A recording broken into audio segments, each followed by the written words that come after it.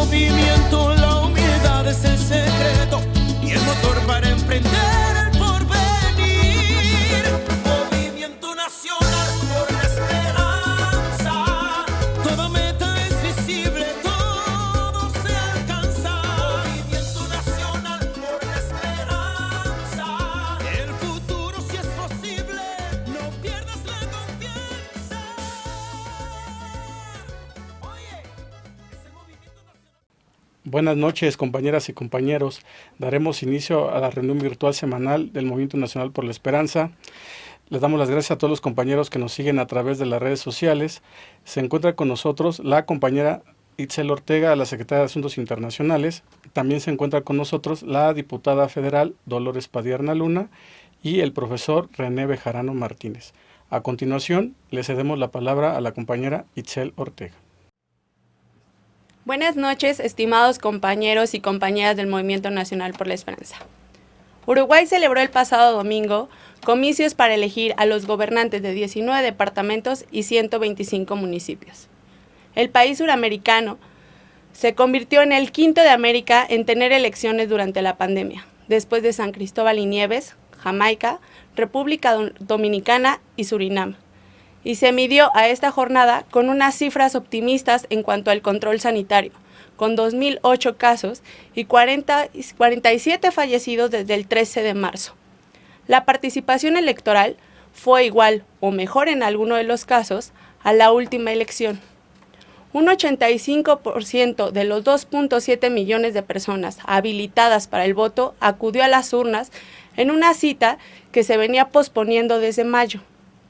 El nuevo mapa nacional se define con 3 departamentos para el Frente Amplio, 15 para el Partido Nacional y 1 para el Partido Colorado. El Partido Nacional, partido del actual presidente Lacalle Pou, mantuvo todas las intendencias que actualmente tenía y aumentó el número de gobiernos departamentales al quitarle al Frente Amplio 3 intendencias: Rocha, Paysandú y Río Negro.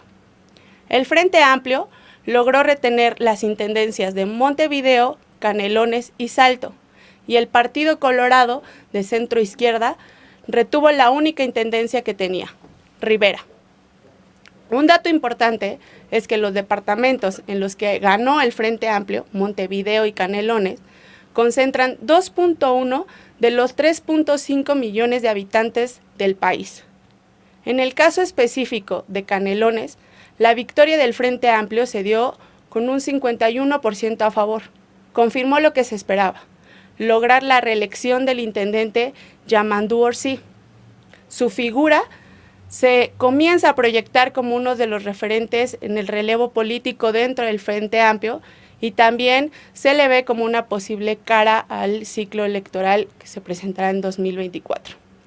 Como dato, Orsi pertenece al Movimiento de Participación Popular, que es el sector que maneja el expresidente Mujica. En cuanto a Montevideo, la victoria del Frente Amplio se concretó con 52% de preferencia. Recordemos que ahí el Frente Amplio presentó a 3 candidatos. Carolina Cose fue quien obtuvo el apoyo más alto de este sector del Frente Amplio sobre sus partidarios Álvaro Villar y Daniel Martínez. Fue así que ella se convierte ahora en la segunda mujer que se va a encargar de Montevideo. Estas elecciones, en cuanto a organización y participación, fueron ejemplares. Bajo el contexto de la pandemia por el COVID-19, la implementación de medidas sanitarias en estos centros de votación fueron indispensables para que pudiera haber la participación ciudadana en estos comicios de la que se habló. En cuanto al tema político, estos comicios tienen 2 puntos importantes. Uno, pusieron fin al ciclo de las elecciones internas en los partidos uruguayos que estaban trabajando en cómo y a quiénes posicionar como candidatos en las elecciones del año pasado, 2019, y en estas actuales, en las que estamos hablando. Lo cual, bueno, este término de etapa va a permitir que se abra una nueva de análisis, reflexión y seguramente de reestructuraciones a lo interno de los mismos partidos. Esto es sin duda una tarea pendiente y sumamente necesaria para el Frente Amplio, este partido, esta coalición de izquierdas que perdió la presidencia en los comicios de 2019. Antes de concluir, quiero también recomendarles el análisis realizado por el Centro Estratégico Latinoamericano de Geopolítica, la CELAC, que se llama América Latina en tiempos de pandemia. Este análisis emana de 7 encuestas de opinión de alcance nacional en 5 países de la región: Chile, Argentina, Bolivia, Ecuador y México. Estas encuestas se hicieron con el objetivo de hacer una radiografía de cuál es la percepción de los ciudadanos de estos países en diversos temas. Les comparto solo algunos datos. En Chile y Argentina, la sensación dominante en la ciudadanía es de incertidumbre, mientras que en Ecuador, México y Bolivia prima la conjunción de sentimientos de angustia y enojo. En el caso, por ejemplo, en estos países, al menos la mitad de la población perdió parte de sus ingresos por causa de este contexto de la pandemia, y Bolivia es el país con mayor nivel de afectación en este punto. Otro dato es que en Argentina y Chile, frente a la presente coyuntura, la ciudadanía optó preferencialmente por cerrar fronteras y que la situación se resuelva a puertas cerradas, sin saber nada ni hacer intercambios con el mundo. Mientras que por el contrario, en México fue abrumadora la opción que la ciudadanía dijo que se mantuvieran abiertas las fronteras. Entonces, estos tipos de datos son los que nos presenta este trabajo, este análisis. Los invito a revisarlo porque seguramente nos va a aportar una mirada regional más clara sobre este contexto de la pandemia y los temas que implican. Les dejamos el link aquí abajo. Gracias, queridos compañeros y compañeras. Como siempre, es un placer compartir con ustedes las noticias internacionales. Le damos las gracias a la compañera Itzel Ortega y a continuación le cedemos la palabra a la diputada federal Dolores Padierna Luna. Buenas noches, compañeras y compañeros. La semana pasada vimos toda la parte macroeconómica del paquete económico. Las variables más importantes obviamente son el crecimiento de nuestra economía, el tema de la producción petrolera, cuántos barriles de petróleo al día se producen en nuestro país, el precio del petróleo, que es internacional, no es un precio que pueda determinar la Secretaría de Hacienda y es aleatorio, y el tipo de cambio. Hoy el presidente de la República se reunió con algunos empresarios, han acordado algo muy importante que puede detonar el crecimiento económico. Platicábamos hace 8 días que hay 2 grandes asuntos que están determinando el bajo crecimiento y que se espera reponer en el año 2021. Uno es la inversión. La inversión privada es el 86% de la inversión total. Luego entonces, sin los empresarios no se puede aumentar sustancialmente la inversión para nuestro país. Y si no hay inversión, no hay empleos y no hay crecimiento. Por eso la noticia de hoy es sumamente importante. Y la otra es el tema de la incertidumbre por la pandemia.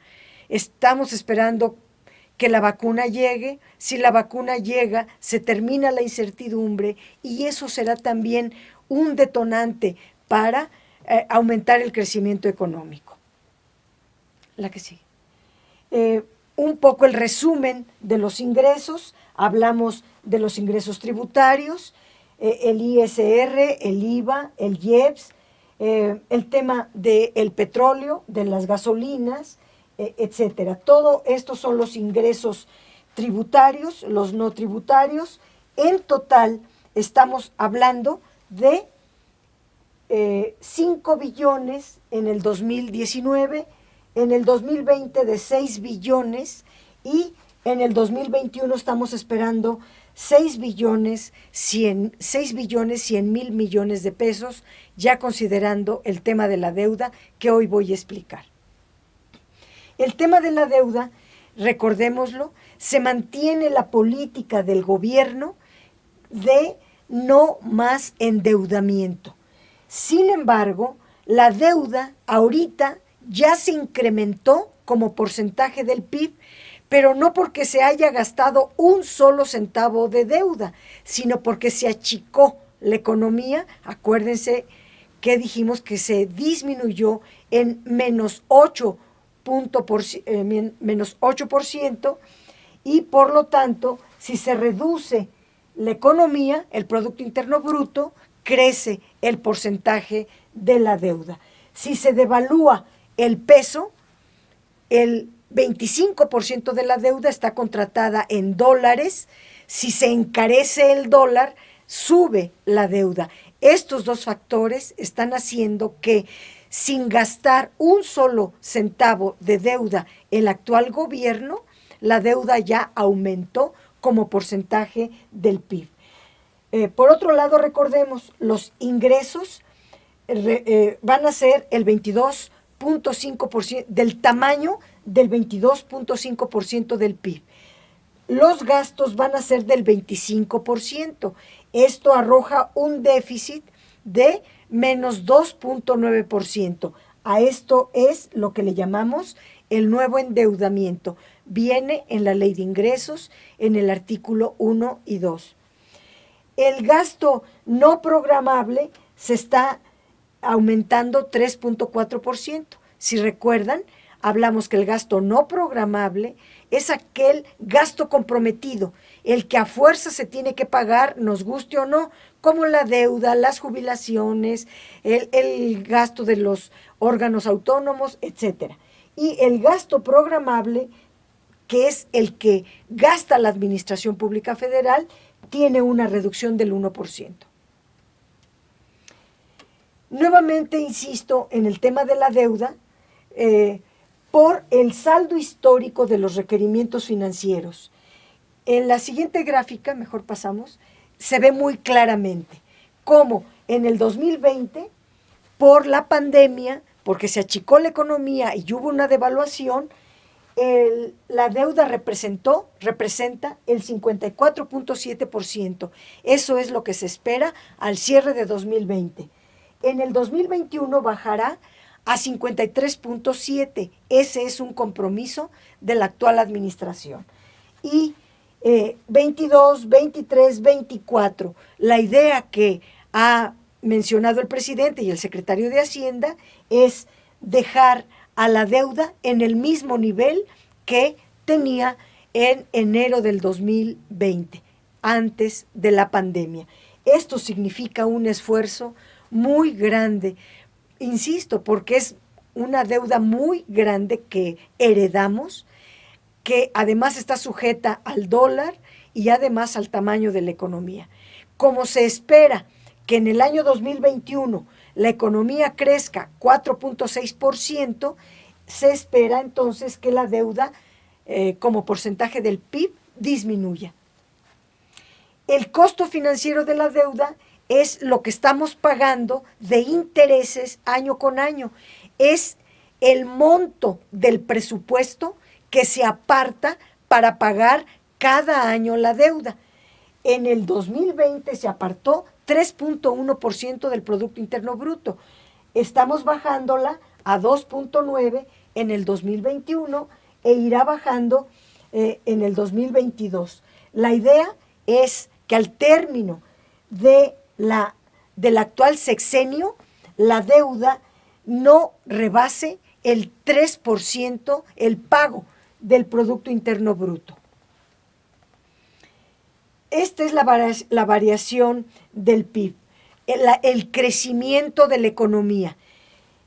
Se cayó a menos 8% promedio en el 2020 por la pandemia, lo insisto. Pero se espera un crecimiento del 4.6% en el 21 y se espera que en el resto de la administración haya un promedio de 2.5% del crecimiento de la economía. Y lo dijimos hace 8 días. Menos 8 más 4.6 más 2.5% promedio, el sexenio va a tener un crecimiento del 1% promedio en los 6 años. Quiero entrar a un tema muy importante que está en todos los medios de comunicación y que vale la pena entender, que es la Ley de Coordinación Fiscal. La Ley de Coordinación Fiscal tuvo la última reforma en 2008. Gobernaba Calderón, fue iniciativa de panistas. Los que hoy reclaman que no se les da el recurso son los que hicieron esta ley. Hoy tenemos una nueva mayoría. La nueva mayoría es de izquierda.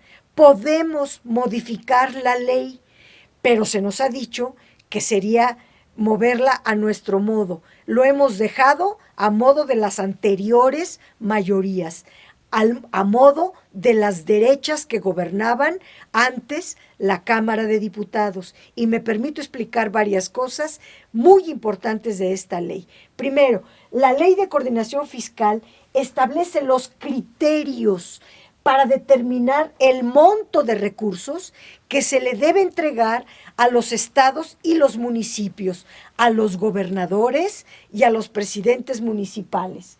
Y hay una fórmula en esta ley para distribuir esos recursos. Es decir, no es al antojo, no es al capricho, no es una negociación, no es si me cae bien el gobernador y en todo, etcétera.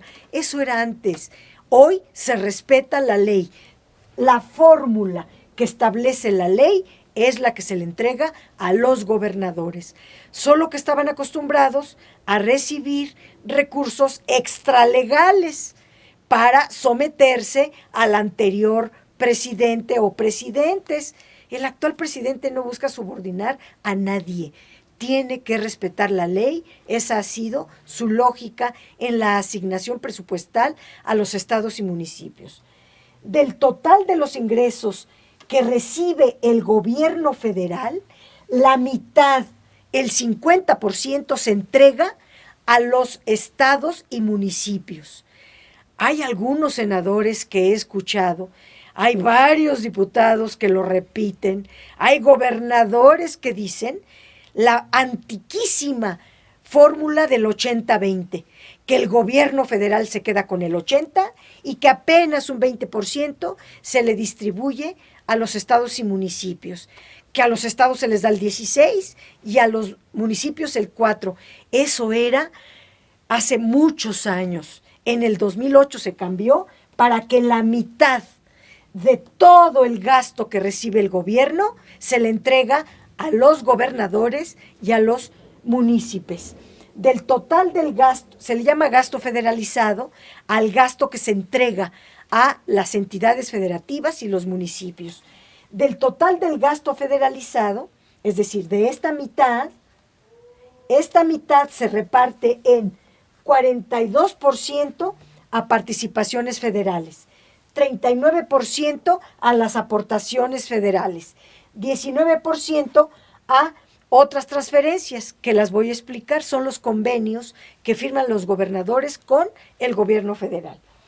El gasto federalizado en el presupuesto de egresos de la federación, le llamamos PEF para decirlo rápido, en el presupuesto de egresos de la federación prevé una reducción del menos 8.2% del gasto que es el gasto federalizado, el que se entrega a los gobernadores y municipios. Pero esto no es arbitrario, no lo decide la Secretaría de Hacienda ni el presidente, sino que los recursos, los gobernadores han hecho este comparativo y es lo que sale en los medios de comunicación y los gobernadores lo saben bien, pero deliberadamente mienten o dicen mentiras a medias. Por ejemplo, los gobernadores hacen el comparativo entre lo aprobado en el presupuesto de egresos 2020 y lo que se piensa aprobar en el presupuesto 2021. Pero esa no es la comparación correcta. Lo que se tiene que hacer es comparar con el cierre de 2020. ¿Qué pasó en el 2020? Pues que hubo una pandemia y que se disminuyeron los ingresos en menos 8%, hubo una caída de la economía de menos 8%, eso implicó una disminución de los ingresos, y si se disminuyen los ingresos, entonces ese es el cierre, la cifra del cierre de 2020 con la que tenemos que comparar con el presupuesto 2021. Si uno hace esta comparación, pongo el ejemplo de las participaciones, que es el rubro más importante, vean lo que ocurre. En la Ley de Ingresos 2020 se había proyectado un gasto federalizado de 944,000 millones de pesos, pero hubo una disminución de ingresos y al cierre de 2020 fue de 837,000 millones de pesos. Por lo tanto, hubo una disminución. Si esto lo comparamos con la Ley de Ingresos del 2021, sube nominalmente el presupuesto, está subiendo. Hay un incremento de más 6%, ya considerando la inflación en términos reales. Luego entonces es falso que se disminuya, que el presidente le quiera quitar a los gobernadores presupuesto. No.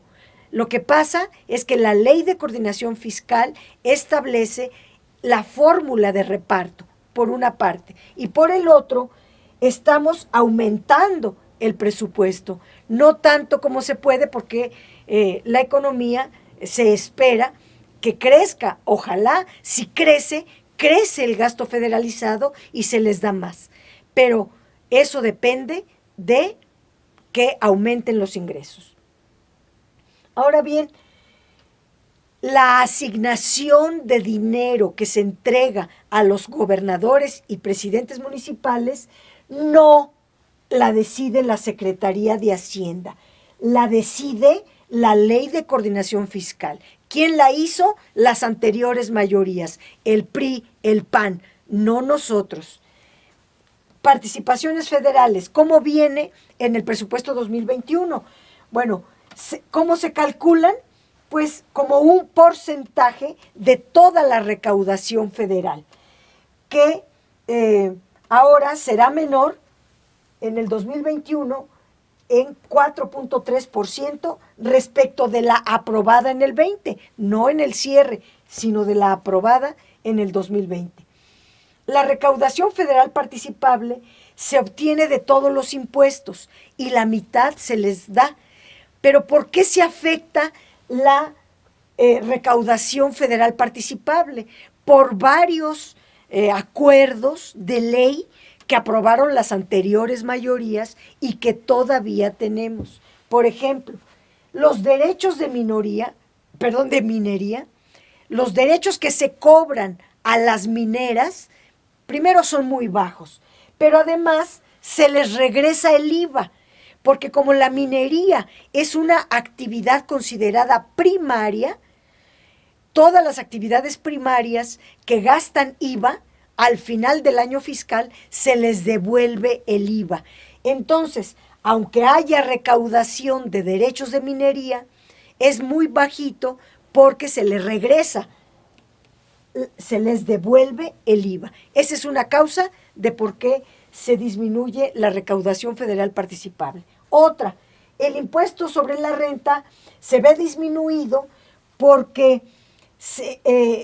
no se cobra el impuesto sobre la renta a la exploración y producción de hidrocarburos, del petróleo.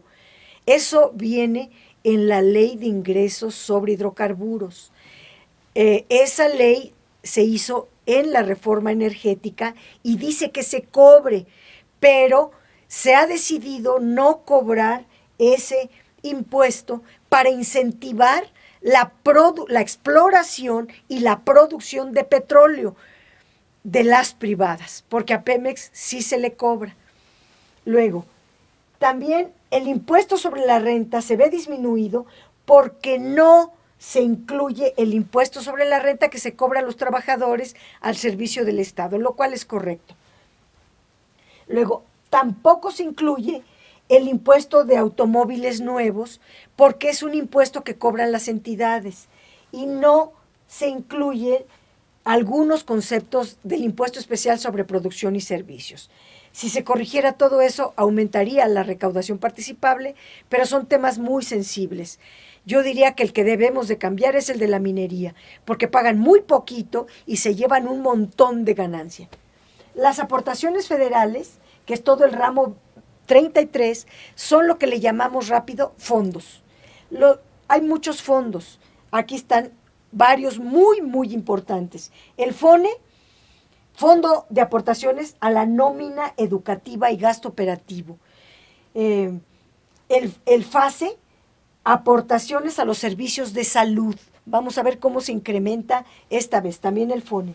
El FAIS, el Fondo de Aportaciones para la Infraestructura Social.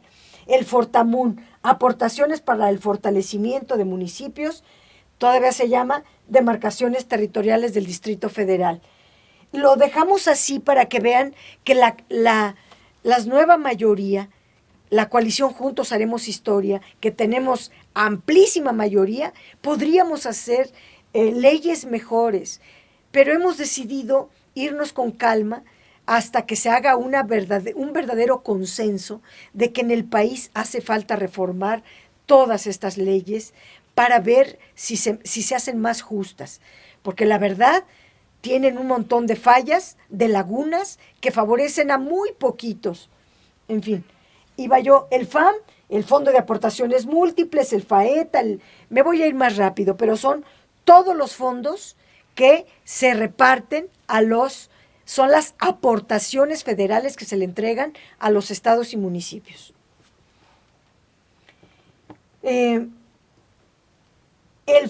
Cada fondo, además, no es discrecional. Cada fondo tiene reglas, tiene fórmulas para su distribución. No es arbitrario, no es a contentillo. ¿Quién hizo estas fórmulas? Vuelvo a decir, las anteriores mayorías. Los que reclaman hoy que no se les da, pues estamos respetando la ley que ellos hicieron. El FONE y el FAS se calculan en función de las plazas que fueron transferidas a los estados. Por ejemplo, si un estado se le entregaron 25,000 plazas de maestros, en ese monto es el dinero que recibe. Si otro estado se le pasaron 50,000 maestros, bueno, pues entonces es más grande. Eso depende va en función de las plazas. El FAIS, el FORTAMUN, el FAM, el FAFEF son porcentajes de la recaudación federal participable. Pasamos. Luego, otros conceptos de gasto.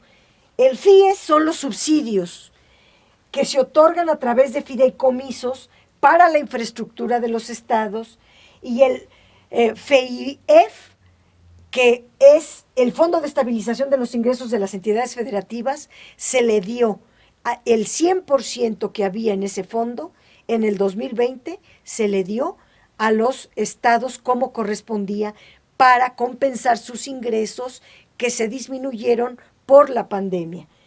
Y los convenios entre la federación y los gobiernos estatales. ¿Quién firma? Los gobernadores y el secretario de Hacienda o el presidente de la República.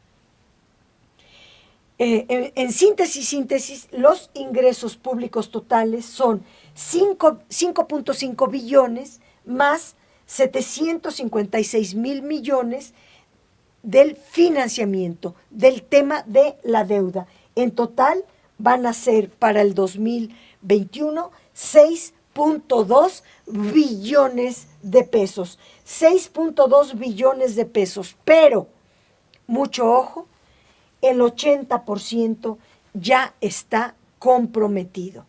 Y solo queda un 1.8 billones de pesos para hacer toda la transformación del país. ¿Cuál es el gasto comprometido? ¿En qué el 80% del gasto comprometido, en qué se va? Jubilaciones y pensiones. Este es creciente año con año, porque año con año son más el número de personas que se jubilan o reciben su pensión. Ahí se va 1.064.000 millones de pesos. El gasto federalizado, el que acabo de explicar, también se va 1.8 billones de pesos que se le entregan a los gobernadores y presidentes municipales. Los entes autónomos, al final tengo un cuadrito, pero ahí se va 150.000 millones de pesos, que es el Poder Judicial, Poder Legislativo, el INE, el INAI, etc. El IMSS, el ISSSTE, Pemex y CFE, que son los organismos del Estado, del gobierno, son 1 billón de pesos. Lo voy a explicar, pero para ahorrarme tiempo, es 1 billón de pesos. Y la deuda, que pues es otro gasto obligado, lo decíamos, 725.000 millones de pesos. Si uno suma 1 billón, 1.8 billones, otro billón que va aquí, más casi otro billón, más son 4 billones que están comprometidos. Y solo queda 1.8 billones para hacer la cuarta transformación. El gasto neto total para 2021 va a tener una caída de apenas 0.3%. Vámonos más rápido. ¿Cuáles son las prioridades de este gasto? Vean qué importantes. Atender la emergencia sanitaria. Vamos a ver ahorita cómo aumenta el gasto en salud. Impulsar la recuperación económica. Vamos a ver cómo aumenta todo el tema de la infraestructura estratégica para impulsar la economía. Reforzar la red social de bienestar para la población. Vamos a ver cómo aumenta todos los fondos que van al bienestar de los más pobres. El desarrollo de la niñez y la juventud. Vamos a ver cómo se aumenta todo el sistema de becas para nuestro país el año próximo. Y la infraestructura para un desarrollo equitativo y más duradero. Se propone un aumento de 9.1% para la Secretaría de Salud y un aumento de 5.2% para el IMSS y el ISSSTE. Sumen esto y es un aumento muy importante. Son 15% de aumento en salud en un año de crisis y demás. Se está haciendo un esfuerzo enorme para mejorar la salud en nuestro país. La Secretaría de Salud va a recibir 145.000 millones de pesos, el IMSS y el ISSSTE 410.000 millones de pesos, el FASE, que es lo que se le entrega a las entidades federativas para salud, van a recibir 110.000 millones de pesos. En total, salud 2021, 665.000 millones de pesos para la salud. Programa de bienestar, el presupuesto para las personas adultos mayores y niñas y niños con discapacidad será de 150.000 millones de pesos, que es una cantidad mayor. Teníamos en el 2020 135, ahora vamos a tener 150.000 millones de pesos para ellos. Las becas para la educación tienen un incremento del 19.4%. Aquí viene desglosado. Becas para universitarios pobres tiene un incremento de 136%. La escuela es nuestra, que es el dinero que se entrega a los padres de familia para arreglar las escuelas de educación básica, se incrementa 63.5%. Becas a nivel medio superior, que son las becas Benito Juárez para todos las y los jóvenes que están estudiando en CEBETIS, en vocacional, prepa, etc., educación media superior, sube 10.9%.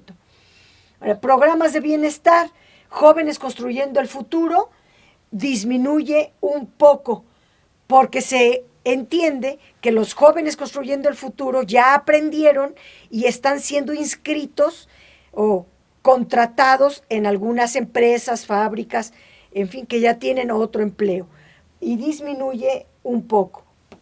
Luego, proyectos de inversión prioritaria, ahorita vamos a ver la lista, pero en total de proyectos son 103,000 millones de pesos de inversión prioritaria, y la inversión física total será de 722,000 millones de pesos. Vuelvo a repetir, la inversión pública, que es la inversión del gobierno, es de 722,000 millones de pesos.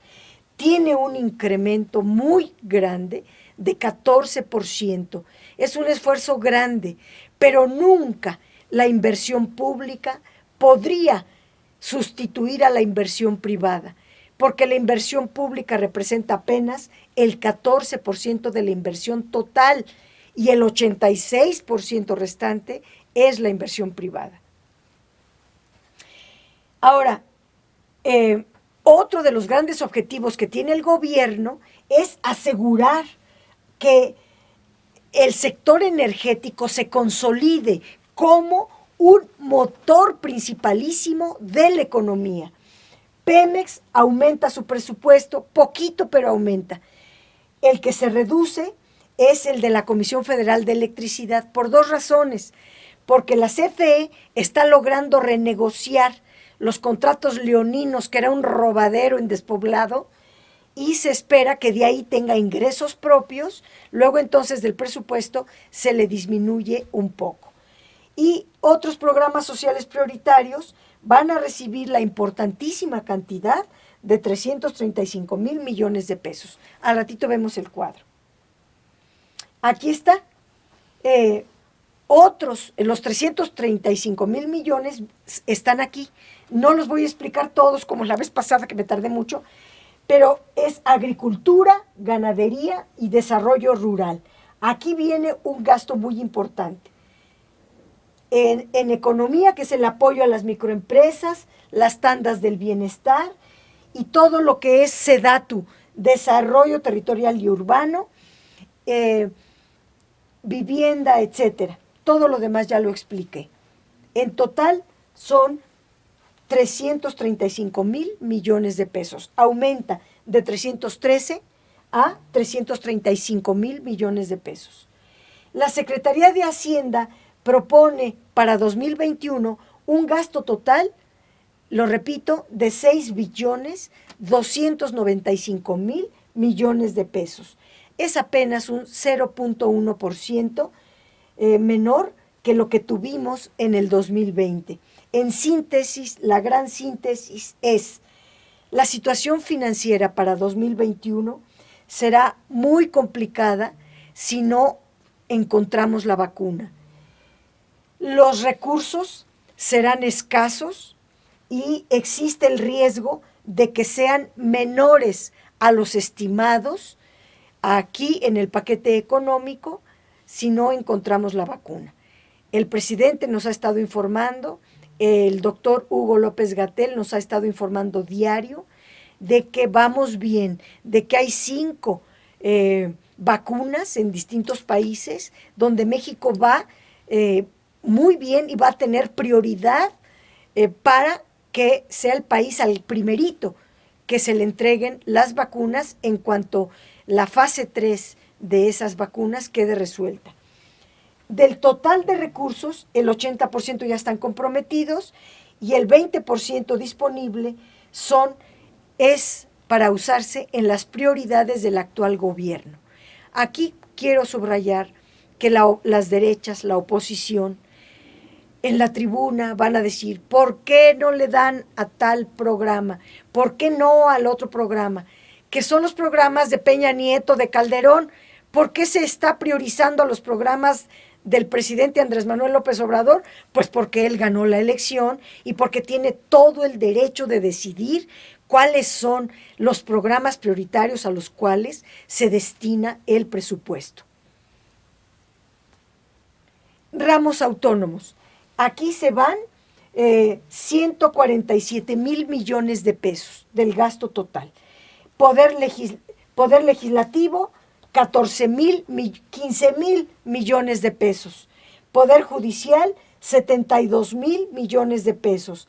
El INE sube de 16 a 27 mil millones de pesos. La Comisión Nacional de los Derechos Humanos se le disminuye 194 mil millones de pesos. Al INEGI baja de 16 a 7, se le están quitando menos 8.8 mil millones de pesos. Al Tribunal Federal de Justicia Fiscal y Administrativa se va a recibir casi lo mismo, un poquitito más. La Comisión Federal de la COFESE, un poco más. Al de Telecomunicaciones, al INAI. Estos son los órganos autónomos. ¿Qué característica tienen los autónomos? Que no le preguntan al presidente ni nada. Ellos deciden su presupuesto, lo mandan al secretario de Hacienda y por ley, la Ley Federal de Responsabilidad Hacendaria establece que el secretario de Hacienda solo lo pega, no puede modificarlo. ¿Quién sí lo puede modificar? Nosotros, el Poder Legislativo.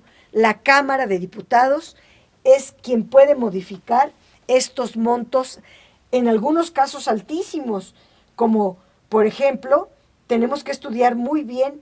Sabemos que el Poder Judicial es por el cambio de sistema, están haciendo las salas orales. Del INE tenemos que estudiarlo. El INE pide muchísimo porque dice que el año que entra va a ser la más grande de las elecciones, lo cual es cierto, pero también nosotros queremos reducir el presupuesto de los partidos políticos a la mitad y que ese dinero se vaya a comprar la vacuna que esperemos llegue pronto. Por último, proyectos prioritarios. El aeropuerto Felipe Ángeles, el Istmo de Tehuantepec, el Tren Maya, todo el sistema de carreteras, el programa de Sedatu, el programa Sembrando Vida, etcétera. Estos son los programas prioritarios del presidente de la República. Nosotros como diputados lo vamos a apoyar porque apoyamos la Cuarta Transformación, sabemos que ese es un gasto bien utilizado y así se va a gastar el presupuesto en el 2021. Muchas gracias y perdón lo extensa y lo numérica que soy. Gracias. Le damos las gracias a la diputada federal Dolores Padierna Luna y a continuación le cedemos la palabra al profesor René Bejarano Martínez. Compañeras, compañeros, está por terminar septiembre del 2020. En el mundo, la pandemia del COVID sigue contagiando diariamente a miles de personas y ocasionando la muerte a otras tantas. Se acaba de superar lamentablemente a nivel mundial la cifra de 1 millón de muertes ocasionadas por el virus. El mundo está a la espera de la vacuna que prevenga y al tratamiento médico que permita la sanación, mientras continúa la expansión epidemiológica entre nuevas regiones afectadas y los rebrotes en otras tantas. Ante una tragedia como la que se está viviendo, en poco ayudan las acusaciones descalificadoras de la gestión gubernamental, pretendiendo lucrar políticamente con la tragedia, con lo sucedido. En México, la situación, aunque no se ha salido de control, es delicada. Es verdad que el ritmo decreciente de nuevos contagios y de fallecimientos nos anima, pero también es cierto que la posibilidad de que el país entero sea catalogado en semáforo verde se ve distante. Tal vez sea conveniente prepararnos para sobrevivir en contingencia durante todo lo que resta del año y esperar a que la situación mejore durante el año 2021. Es necesario insistir que a partir del muy próximo anuncio, las personas indicadas para ello deberemos acudir a los centros de salud para que nos sea aplicada la vacuna contra la influenza estacional. Siempre ha sido importante hacerlo, pero en las actuales condiciones lo es más.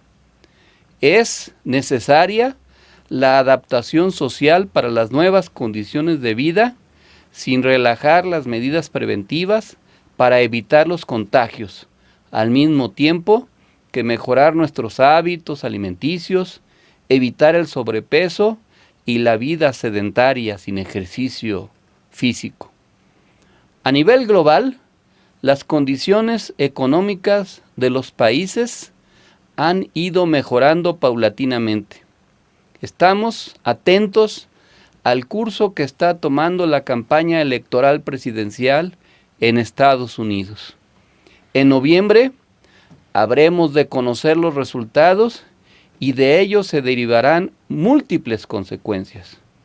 En México también se está logrando una recuperación económica, aunque todavía incipiente. Durante las próximas semanas, la Cámara de Diputados tendrá que aprobar el presupuesto de egresos de la Federación para el año 2021. Durante este proceso legislativo, seguramente se vivirán tensiones políticas derivadas de las posturas que habrán de sostener los legisladores pertenecientes a diversas fuerzas políticas representadas en el Parlamento. Es muy probable que los gobernadores pertenecientes a la llamada Alianza Federalista sean los que encabecen el debate mediático al respecto. Conviene recordar a esos mandatarios en que mucho ayudarían a sus entidades si elevan su propia recaudación, eliminan gastos superfluos y manejan los recursos con honestidad. Baste mencionar que en las cuentas públicas de los últimos años, según lo informado por la Auditoría Superior de la Federación, Chihuahua tiene pendiente de solventar las observaciones de más de 19,000 millones de pesos. Nuevo León, más de 8,000 millones de pesos. San Luis Potosí, más de 5,000 millones de pesos. Tamaulipas, más de 14,000 millones de pesos. Colima, más de 4,000 millones de pesos. Y Michoacán, más de 17,000 millones de pesos, tan solo por mencionar algunos ejemplos. Durante las próximas semanas, en la Cámara de Diputados, tendrá que discutirse la iniciativa para eliminar todos los fideicomisos. Este tema también será uno de los asuntos que cobre relevancia, principalmente por la capacidad mediática de algunos de los afectados, por ejemplo, los artistas y algunos periodistas que reciben ayuda económica mediante el mecanismo correspondiente, aunque es necesario insistir en que no desaparecerán las partidas presupuestales correspondientes, sino que se hará transparente el destino del dinero canalizado para ello y que por estar asignados a fideicomisos no se han podido auditar desde hace muchos años, pues están protegidos por el llamado secreto bancario. En el Poder Judicial también están pendientes algunas cuestiones muy relevantes. Es probable que también en el corto plazo se tomen resoluciones de la agenda pendiente, a saber, si proceden o no algunos juicios de amparo interpuestos por algunas personas sometidas a procesos penales y o administrativos. La emisión de sospechosas resoluciones muy discutibles pueden estar asociadas a compromisos inconfesables entre los afectados y las personas encargadas de administrar la justicia. En la Suprema Corte, lo referente a la constitucionalidad del texto jurídico que regula el funcionamiento y facultades de la Guardia Nacional, derivada de la controversia que indebidamente a nombre de la Cámara de Diputados y sin el acuerdo del Pleno presentó la expresidenta de filiación panista de su mesa directiva, y también acerca de la viabilidad de la consulta solicitada por el Ejecutivo para poder enjuiciar a los expresidentes y que, según el proyecto de un ministro vinculado a Felipe Calderón, pretende desecharse. Compañeras, compañeros, en lo relacionado con la seguridad pública y la pacificación del país, tendrá que valorarse la repercusión que está teniendo la nueva investigación acerca del destino final de los jóvenes normalistas desaparecidos de Ayotzinapa. Como lo hemos señalado reiteradamente, la participación de algunos elementos del ejército mexicano en estos lamentables hechos es algo que abona en el posible esclarecimiento de lo acontecido y en el fin y deslinde de las responsabilidades. En el rubro de la búsqueda de la pacificación del país, también se tienen que considerar los efectos de los focos de violencia regional que se siguen presentando en algunas entidades del país y la correspondiente responsabilidad de los respectivos gobiernos estatales, como es el caso de Guanajuato. También en esta materia, si como se ha venido mencionando en algunos medios, Alfonso Durazo presenta su renuncia para poder competir por la gubernatura de Sonora, este probable acontecimiento propiciará lecturas diversas por la nueva designación que el presidente haga en ese importantísimo cargo. En el terreno político, el principal riesgo se ubica en el ambiente de polarización que de manera creciente se ha venido presentando en el país. Que esta situación derive en violencia puede generar un problema crítico. No deben desestimarse algunas amenazas que en las redes sociales se han difundido amenazando de muerte al presidente de la República. Las autoridades deben indagar acerca del origen de esa intimidación y de la identidad de las personas que han publicado esas temerarias imágenes. Habrá que saber si se trata de individuos aislados o si existe un nexo con los grupos ultraderechistas, provocadores, agresivos, majaderos e insolentes que se han venido manifestando aislada y muy minoritariamente, pero que la evidencia señala cuentan con patrocinio económico muy pero muy sobrado. Hay muchos ejemplos de cómo la violencia verbal conduce inevitablemente a la violencia física. Un caso ilustrativo fue el de la dirigente republicana conservadora de Estados Unidos, Sarah Palin, cabeza del Tea Party y exgobernadora de Alaska, quien con su retórica irresponsable convocaba a sus simpatizantes con discursos como este, cito: "El fuego es intenso, así que hay que penetrar en el territorio enemigo, bombardeando con la prensa y usando vuestras mejores armas, vuestras pistolas grandes para abrir un agujero. Disparad con precisión", decía Sarah Palin, "apuntad alto y recordad que hacen falta sangre, sudor y lágrimas para ganar", parafraseando aquel discurso histórico de Winston Churchill de principios de la Segunda Guerra Mundial. Posteriormente, un fanático de Palin atentó contra la vida de la congresista Gabrielle Giffords con irreparables consecuencias. Las convocatorias de la ultraderecha golpista pueden transitar de metáforas excesivas a hechos lamentables? Sin duda.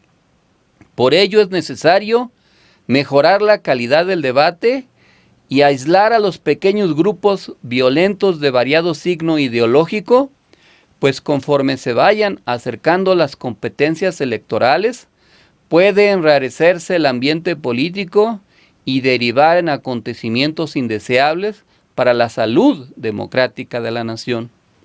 También tendrá que evaluarse el curso que tome el conflicto por el agua en Chihuahua y el que se derive de la puesta en operación de la planta hidroeléctrica en Morelos.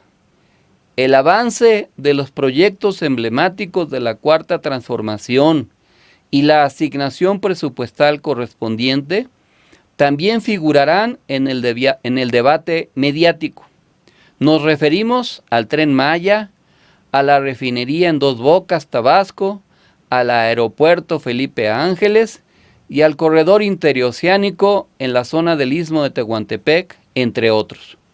Las fuerzas del conservadurismo, con mentiras, buscan desprestigiar los proyectos gubernamentales.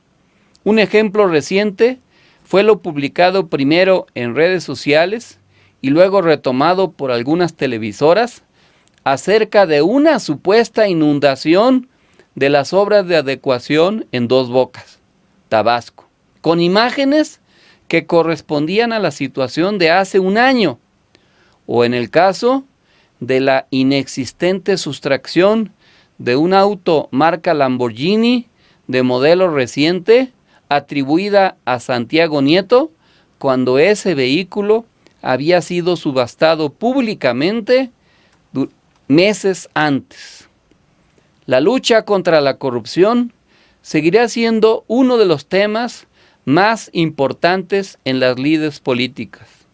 Por un lado, porque el gobierno de la Cuarta Transformación y particularmente Andrés Manuel López Obrador sigue insistiendo en los múltiples casos graves derivados de las administraciones del periodo neoliberal, y por otra parte, porque principalmente atizados por algunos medios de comunicación, se le han pretendido etiquetar falsamente al gobierno irregularidades magnificadas para restarle autoridad moral.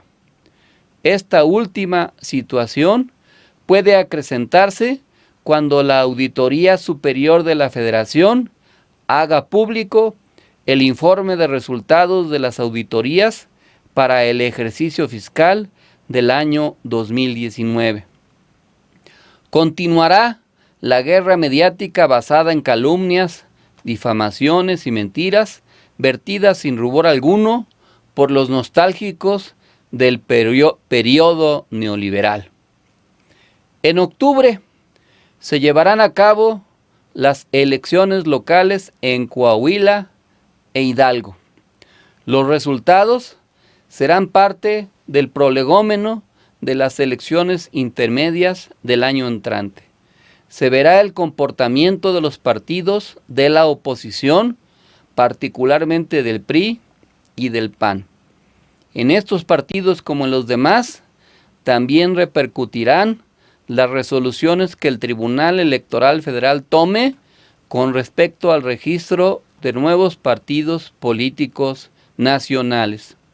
También se verá el alcance que tome el recorrido que anunció para presentar capítulos de su libro Ricardo Anaya, recorrido que más obedece a sus temores por su posible involucramiento nuevamente en actividades ilegales.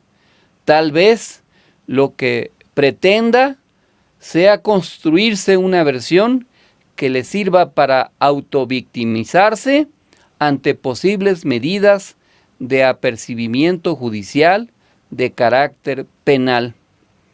En Morena es deseable que durante los primeros días de octubre se logre un desenlace afortunado del proceso para nombrar a sus nuevos líderes nacionales, que no haya mayores impugnaciones y se inicie un proceso de reestructuración unitario para garantizar una participación exitosa en las elecciones del 2021. Esto también debe abarcar al grupo parlamentario de Morena en la Cámara de Diputados en lo referente a la elección de la persona que sustituya a Mario Delgado en la coordinación y por ende en la Junta de Coordinación Política. El debate democrático no debe pervertirse con una larga cadena de múltiples descalificaciones proferidas por protagonistas ansiosos de reflectores. Es ciertamente penoso el triste espectáculo muy triste de un veterano aspirante a dirigir el partido, del cual se esperaba sabiduría y mesura propia de la extensa experiencia, y no rijosas y temerarias acusaciones infundadas, nacidas de la desesperación y de la impotencia. Al respecto, la voluntad colectiva debe servir para enmendar las conductas deleznables. Morena va ya con atraso en las definiciones que debe tomar para seleccionar a sus propuestas para las 15 gobernaturas que se renovarán el año entrante, a saber, en Baja California Sur, Sonora, Chihuahua, Nuevo León, Zacatecas, Sinaloa, Nayarit, Colima, Michoacán, San Luis Potosí, Querétaro, Guerrero, Tlaxcala y Campeche. Durante el mes de octubre deberán separarse de sus cargos quienes deseen competir por esas candidaturas y en noviembre se deben realizar las encuestas abiertas a la ciudadanía para seleccionar a las mejores propuestas. Simultáneamente, será conveniente perfilar ya la política de alianzas a nivel nacional para poder competir y ganar holgadamente. Existen condiciones para ganar en cada una de las entidades, pero ello no será posible si no se toman las decisiones correctas. En ningún proceso electoral nadie está irremisiblemente condenado a la victoria. Los triunfos son consecuencias de la aplicación de la estrategia correcta y de su ejecución disciplinada.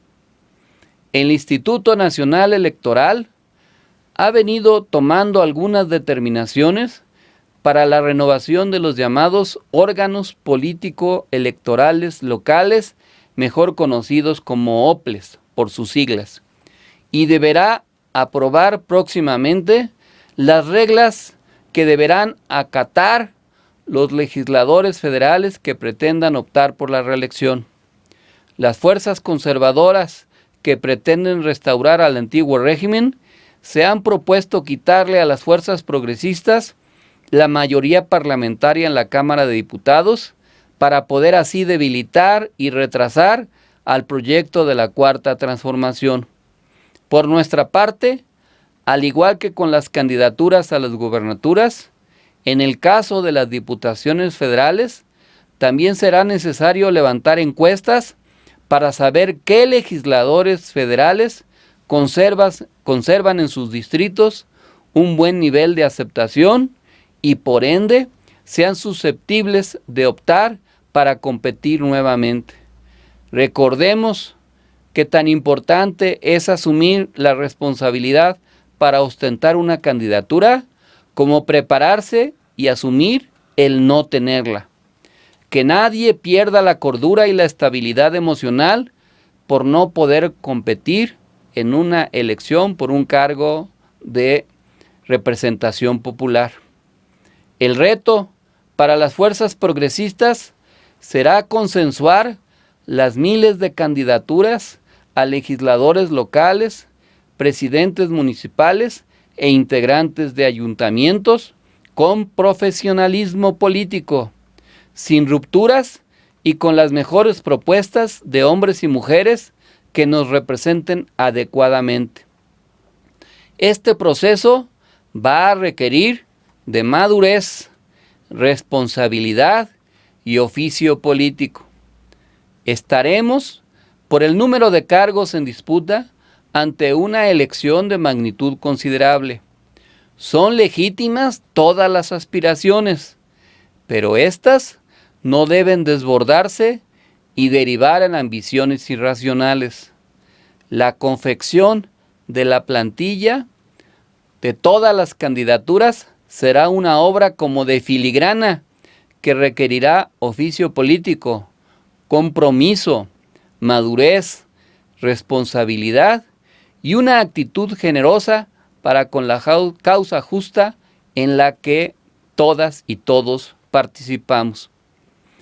Para el caso de los militantes y simpatizantes del Movimiento Nacional por la Esperanza, es necesario que ya afinemos nuestras propuestas de los miles de artífices de la nueva esperanza por el buen vivir que habrán de presentarse tanto a la consideración de la ciudadanía como de los partidos de la posible coalición electoral, principalmente o de manera prioritaria en Morena. Es necesario también, respetando las medidas sanitarias de la sana distancia, conformar una sólida estructura de promoción y defensa del voto. Sabemos que el 50% de una competencia electoral depende de la capacidad de organización. La organización es la mitad del éxito posible. Recordemos la lista de tareas que es necesario atender para ganar una elección. La investigación y el diagnóstico cuantitativo y cualitativo de la zona donde se trabaje. El estudio de fortalezas y debilidades, tanto propias como de los adversarios. La definición clara, precisa y confidencial de la estrategia. La conformación del equipo de coordinación. El plan de manejo de medios y en las redes sociales. La conformación de la estructura electoral. El financiamiento. Las relaciones públicas. Las alianzas, el programa de recorridos y de foros temáticos, la logística, la preparación de los debates, la plataforma y los compromisos, el equipo jurídico, el manejo de la imagen, la semblanza y la propaganda, el lema, el emblema, el jingle, el calendario, las encuestas y considerar el día de la elección y de la lucha postelectoral. En la vida como en la política, es mala conseja la improvisación y la falta de profesionalismo. En el Movimiento Nacional por la Esperanza, nos hemos adaptado a las nuevas circunstancias. Han sido un éxito la celebración del curso de formación política con la George Washington University y del seminario acerca de las consecuencias de los videoescándalos. Para evitar los contagios, hemos empezado a realizar asambleas estatales virtuales. Ya hicimos la de Michoacán y mañana, miércoles, haremos la de Baja California. El 15 de octubre se celebrará la Asamblea Estatal de Guerrero y tendremos que programar las de las demás entidades federativas y las 16 alcaldías de la Ciudad de México. Para poderlas convocar, necesitamos integrar un directorio y un grupo de WhatsApp en donde lo que se necesita es el nombre completo, el número de teléfono celular, el lugar de residencia y el correo electrónico de cada uno de los dirigentes que participarían a través de la aplicación Zoom. Les pido que a través de mi número telefónico 55 55 07 7903. Por WhatsApp me manden los datos de los que deseen participar para que podamos determinar la fecha y el horario de la celebración de cada uno de los eventos. Necesitamos evaluar la situación nacional, hacer el diagnóstico de la situación local y tomar decisiones. Si desean competir por un cargo de elección popular, es necesario que los conozcan, que tengan ustedes niveles adecuados de aceptación y posean además una estructura organizativa de apoyo. Se precisa hacer la planeación correspondiente y llevar a cabo con disciplina las tareas adecuadas. Próximamente anunciaremos la realización a través de las vías virtuales de un taller teórico práctico de capacitación política y electoral para dirigentes y precandidatos y precandidatas del MNE en la perspectiva de las elecciones del año 2021.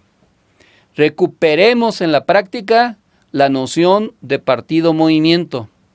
La conducta burocrática tiende a esterilizar los anhelos de la gente. Requerimos mantener nuestros estrechos lazos de comunicación con los sectores sociales, tanto en el territorio como en sus actividades laborales.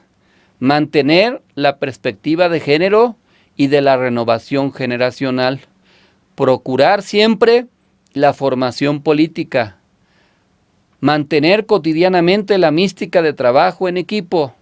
Seguirse preparando para actualizarse y enfrentar los retos de la mejor manera posible. Ser capaces de superarse. Cumplir nuestras metas. Ser cada día mejores. Guiarnos por nuestros principios y convicciones, manteniendo siempre una conducta leal a la causa y al movimiento en el que participamos. Ser capaces de superar nuestras dificultades, procurar el buen vivir y la felicidad de la gente. Se acaban de cumplir, compañeras y compañeros, 6 años de la desaparición forzada de los normalistas de la escuela Isidro Burgos en Ayotzinapa, Guerrero. Nuestro equipo político, desde el MNE, desde antes de esa fatídica fecha, estuvo denunciando a los líderes vinculados a la delincuencia organizada y desde entonces hasta ahora hemos mantenido una línea de congruencia para desmantelar a la verdad histriónica. Así fue que demandamos justicia para el asesinato de nuestro estimado compañero Arturo Hernández Cardona. Anima el hecho de que el gobierno de la Cuarta Transformación esté avanzando en conocer lo que realmente sucedió y deslindar las responsabilidades correspondientes. Recientemente, compañeras y compañeros, se cumplieron 100 años del nacimiento del poeta uruguayo Mario Benedetti. He recuperado del libro Antología Poética con selección y prólogo de Joan Manuel Serrat el poema Desaparecidos en este libro. Y dice así: están en algún sitio, concertados, desconcertados, sordos, buscándose, buscándonos, bloqueados por los signos y las dudas, contemplando las verjas de las plazas, los timbres de las puertas, las viejas azoteas, ordenando sus sueños, sus olvidos, quizá convalecientes de su muerte privada. Nadie les ha explicado con certeza si ya se fueron o si no, si son pancartas o temblores, sobrevivientes o responsos. Ven pasar árboles y pájaros e ignoran a qué sombra pertenecen. Cuando empezaron a desaparecer, hace 3, 5, 7 ceremonias, a desaparecer como sin sangre, como sin rostro y sin motivo, vieron por la ventana de su ausencia lo que quedaba atrás ese andamiaje de abrazos, cielo y humo. Cuando empezaron a desaparecer, como el oasis en los espejismos, a desaparecer sin últimas palabras, tenían en sus manos los trocitos de cosas que querían. Están en algún sitio, nube o tumba. Están en algún sitio, estoy seguro, allá en el sur del alma. Es posible que hayan extraviado la brújula y hoy vaguen preguntando dónde carajos queda el buen amor, porque vienen del odio. Muchas gracias, compañeras y compañeros. Vivos se los llevaron, vivos los queremos, vivan los 43, viva el MNE. Hasta la victoria, siempre.